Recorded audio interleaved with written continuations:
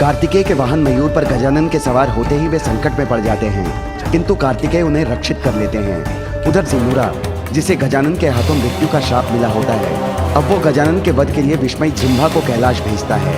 अब आगे।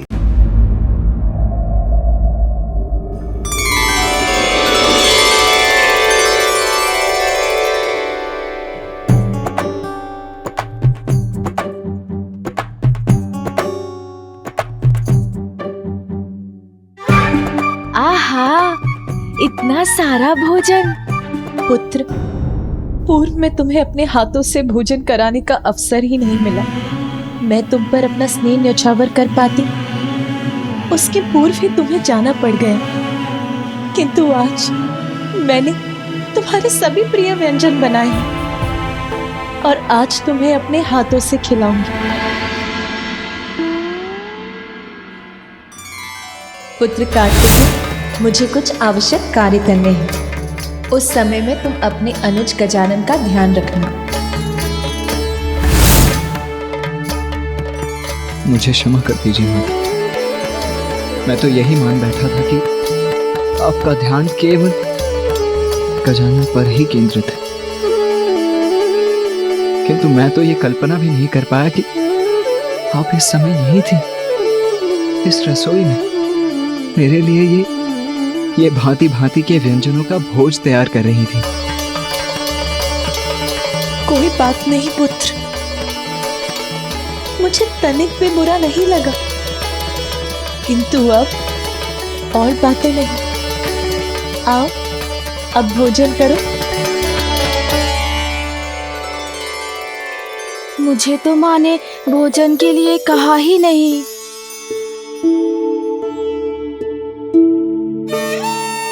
अब माँ मुझे भी बैठाएंगी, मैं भी खाऊंगा।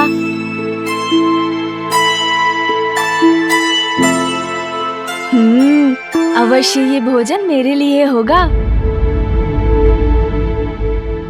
पुनः भैया को ही दे दिया। माँ कब कहेंगी मुझे भोजन के लिए? मैं तो कब से खड़ा हूँ, फिर भी माँ मुझे पूछ ही नहीं रही।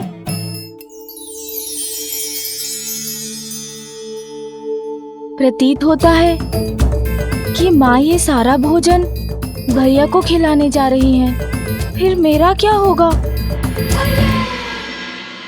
ओहो, ठहरो पुत्र, मैं खीर लाना तो भूल ही गई, अभी लाती हूँ। खीर ही नहीं, माँ तो मुझे भी भूल गई हैं। किंतु कोई बात नहीं, मैं अपनी व्यवस्था स्वयं कर लेता हूँ। भोजन से वंचित कदापि नहीं रहूंगा मैं।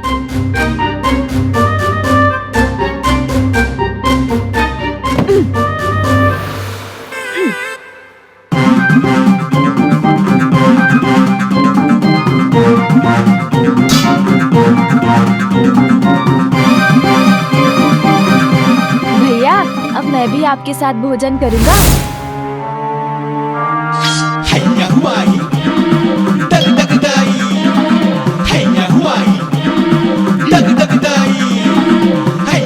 हाँ, अब उचित है। अब तो माँ को मुझे भी भोजन देना ही होगा। ये क्या कर रहा है गजानन? मुझे शांति से भोजन भी नहीं करने देगा क्या? भोजन तो आपके साथ मैं भी करूंगा भैया।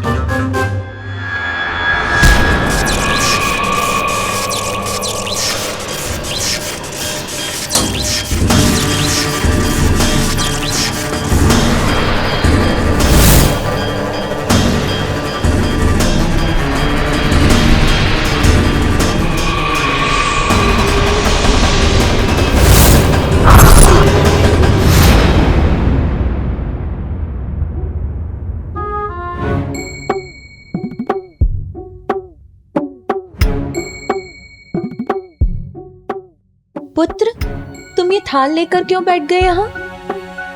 माँ, जैसे भैया भोजन करेंगे मैं भी तो करूँगा। ये सभी व्यंजन मुझे भी तो बहुत भाएंगे। हम दोनों भ्राता मिलकर भोजन करेंगे, कितना आनंद आएगा ना? नहीं पुत्र, तुम इस भोजन में से कुछ भी ग्रहण नहीं कर सकते। अभी तुम्हारा अन्नप्राशन संस्कार नहीं हुआ है। किंतु माँ, मुझे भी बहुत भूख लगी है। तो इतने सारे फल है ना यहाँ, जितना मन करे खा लो। फल तो समाप्त भी हो गए माँ। अच्छा, फल समाप्त हो गए क्या? अच्छा चलो, मैं तुम्हें कुछ ऐसा देती हूँ जो स्वादिष्ट भी है और तुम्हारे स्वास्थ्य के लिए बहुत अच्छा है।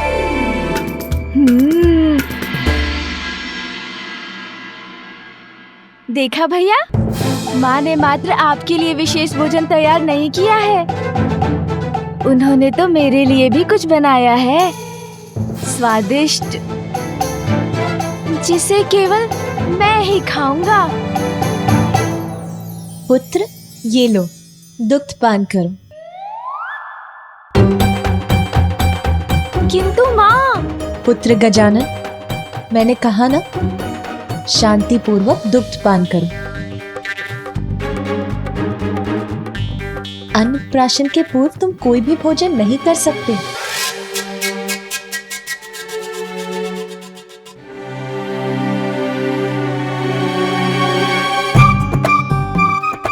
कोई मुझसे स्नेह नहीं करता, सभी मात्र बड़े भैया से स्नेह करते हैं। मैं कौन हूँ? विशेष तो वो है ना, प्रथम पुत्र जो है माँ और पिताश्री के।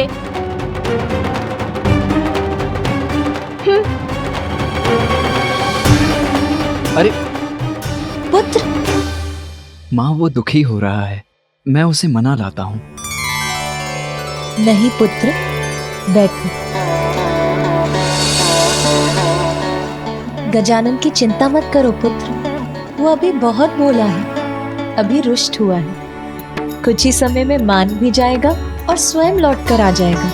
तुम भोजन लो।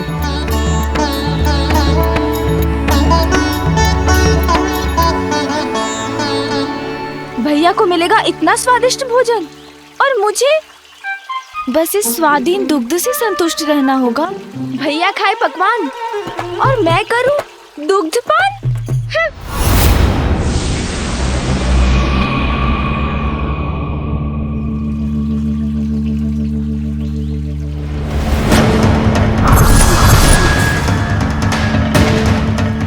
मेरा भयंकर रूप देखकर तो ये बालक भयभीत होकर भाग जाएगा।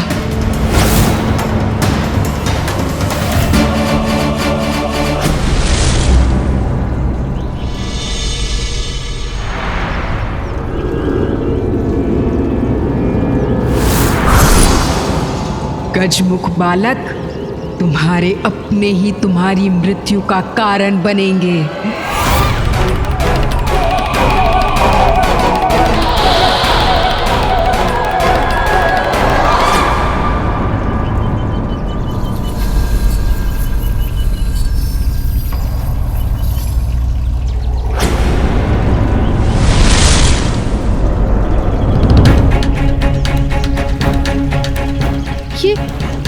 ये बालक कहाँ चला गया? इतने कम समय में कहाँ जा सकता है ये?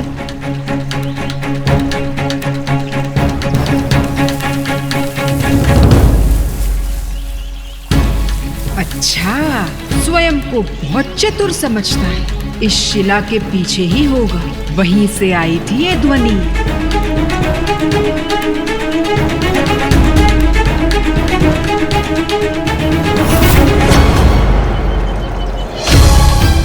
ये बालक अदृश्य कहाँ हो गया?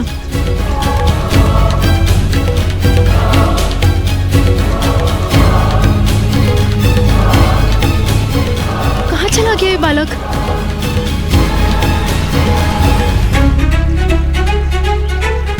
पकड़ लिया।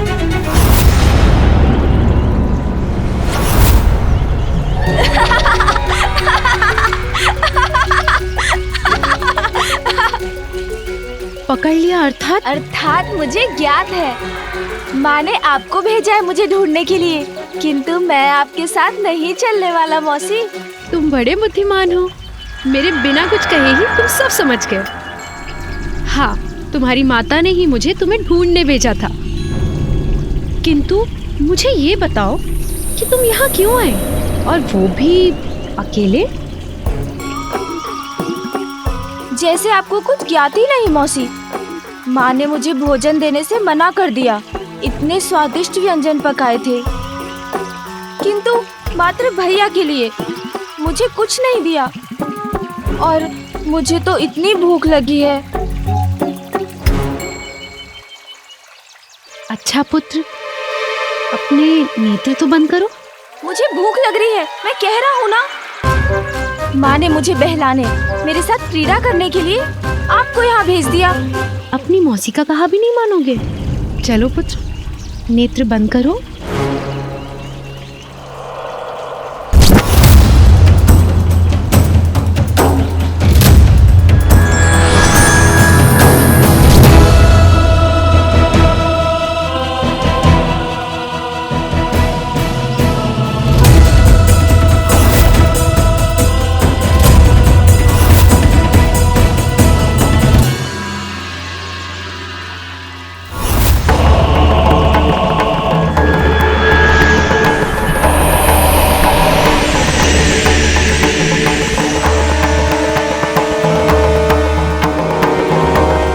अब अपने नेत्र खोलो पुत्र। भोजन।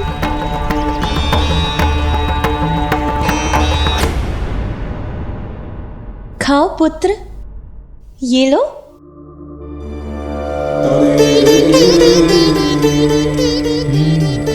अत्यंत स्वादिष्ट भोजन है माँ।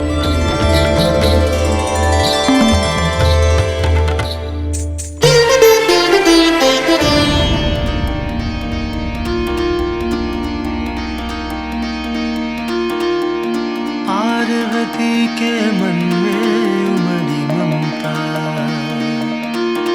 और तू बड़ा नटखट है, क्यों माँ? छुप जाता। आपको गजानन की चिंता सता रही है ना?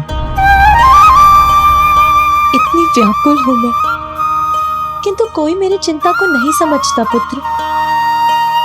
जन्म से ही गजानन के जीवन पर बार बार संकट आते रहे हैं। हम सब हैं यहाँ उसकी रक्षा के लिए, किंतु मैं उसे आत्मनिर्भर बनाना चाहती हूँ।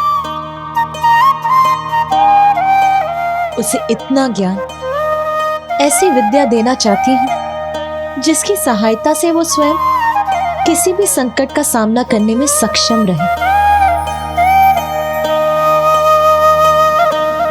अवश्य माँ, ये तो अत्यंत महत्वपूर्ण है। और अब मैं यहाँ हूँ तो मैं भी इसमें आपकी सहायता करूँगा।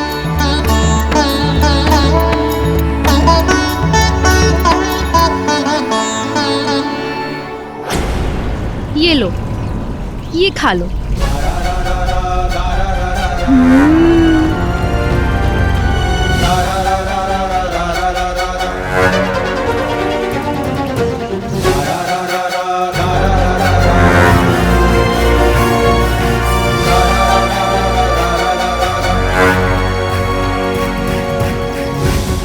तुम इस भोजन में से कुछ भी ग्रहण नहीं कर सकते। अभी तुम्हारा अन्नप्राशन संस्कार नहीं हुआ है। माँ ने मना किया है, फिर ये कैसे खा सकता हूँ मैं? अनुचित है ये क्या कर रही हैं आप? क्या इसे ज्ञात हो गया है कि मैंने इसके भोजन में विष घोल दिया है? आपका दिया हुआ ये भोजन कदापि नहीं खा सकता मैं, और कारण तो आपको भी ज्ञात है। मेरा अन्नप्राशन संस्कार अभी नहीं हुआ है। मैं तो मात्र अभी इस दुग्ध का पान कर सकता हूँ जो मुझे मेरी माँ ने दिया है। मैं तो मात्र अभी इस दुग्ध का पान कर सकता हूँ जो मुझे मेरी माँ ने दिया है, किंतु मुझे तो दुग्ध तनिक भी नहीं भाता। बस इतनी सी बात। पुत्र, वैसे दुग्ध पीना तुम्हारी जया मौसी को भी पसंद नहीं है, परंतु मेरे पास कुछ ऐसा है जिसे दुग्ध में मिला दो तो दुग्ध बड़ा ही मीठा और स्वादिष्ट हो जाता है। फिर इसे पीने में बड़ा ही आनंद आता है। मीठा और स्वादिष्ट? तो तुम ऐसे मीठे और स्वादिष्ट दुग्ध का पान करना चाहोगे पुत्र? हाँ।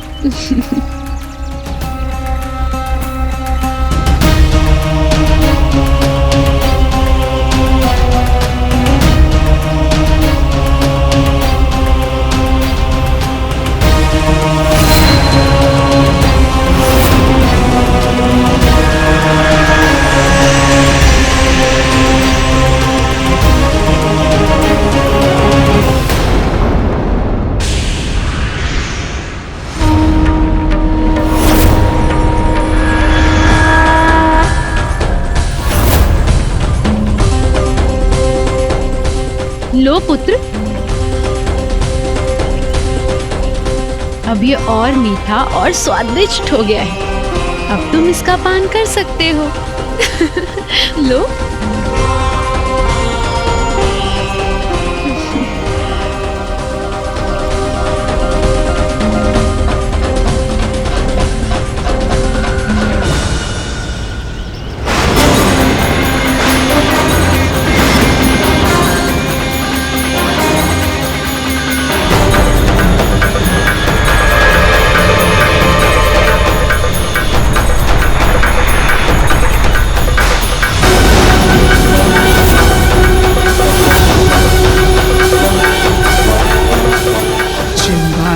प्रहार तो अवश्य होगा संहार। दुग्ध नहीं, अपनी मृत्यु का ही पान कर रहे हो तुम बालक।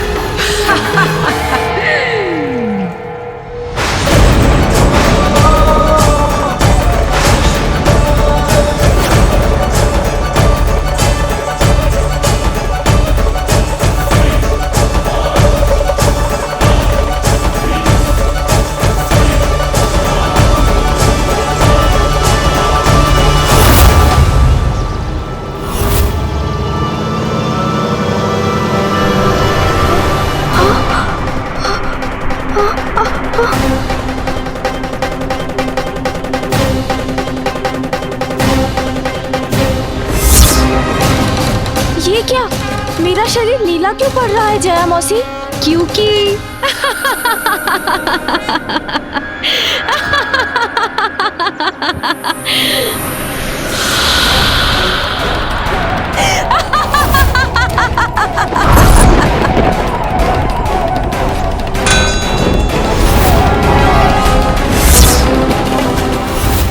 कालकूट हलाहल विष का ग्रहण किया है तुमने मूर्ख बालक। अब तुम्हारी रक्षा मुझसे कोई नहीं कर सकता।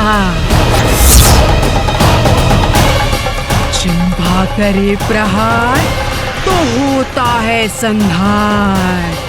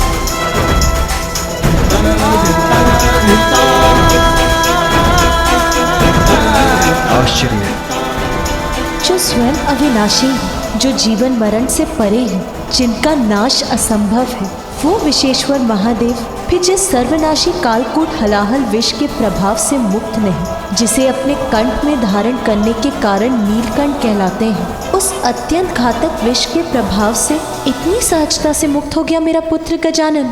आश्चर्य। असफल नहीं होगा जिह्वा का प्रहार बालक, अवश्य होगा तुम्हारा संहार। पुनः करूंगी मैं अपने विष का प्रहार।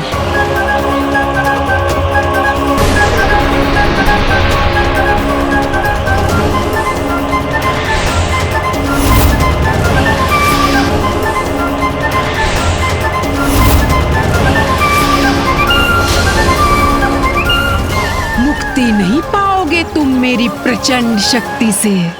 दोनों हाथों से दबाऊंगी तुम्हारा कंठ और करूंगी तुम्हारा अंत। इस राक्षसी रूपी संकट से अभी मुक्त नहीं हुआ है गजानन। तुम्हारा काल विकराल रूप धर के तुम्हारे समक्ष खड़ा है मूर्ख बालक।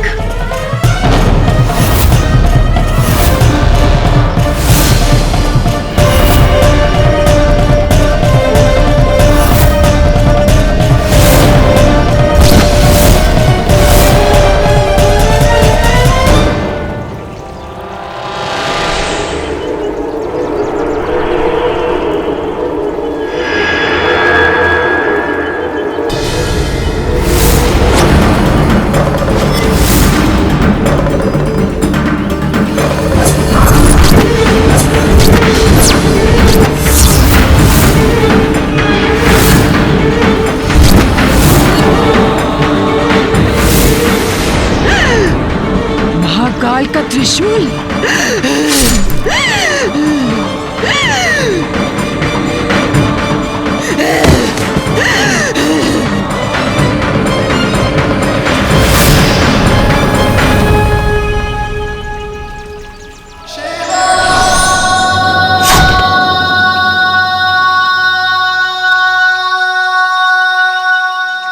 अंत हो गया इस दुष्ट का। किंतु इस घटना से एक प्रश्न उत्पन्न हुआ है मेरे मन में।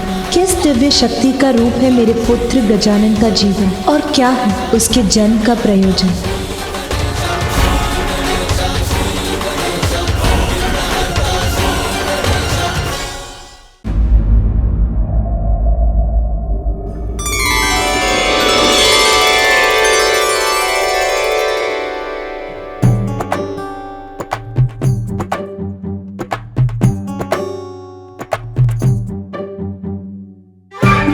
आहा, इतना सारा भोजन। पुत्र, पूर्व में तुम्हें अपने हाथों से भोजन कराने का अवसर ही नहीं मिला। मैं तुम पर अपना स्नेह न्यौछावर कर पाती, उसके पूर्व ही तुम्हें जाना पड़ गया। किंतु आज मैंने तुम्हारे सभी प्रिय व्यंजन बनाए हैं और आज तुम्हें अपने हाथों से खिलाऊंगी। पुत्र कार्तिकेय, मुझे कुछ आवश्यक कार्य करने हैं। उस समय में तुम अपने अनुज गजानन का ध्यान रखना। मुझे क्षमा कर दीजिए माता। मैं तो यही मान बैठा था कि आपका ध्यान केवल गजानन पर ही केंद्रित है,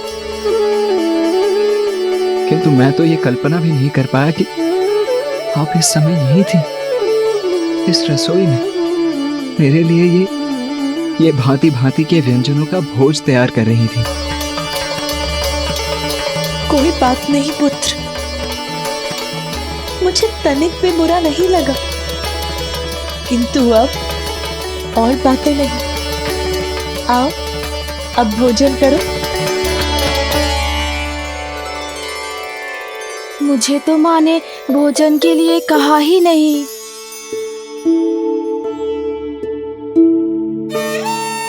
अब माँ मुझे भी बैठाएंगी, मैं भी खाऊंगा।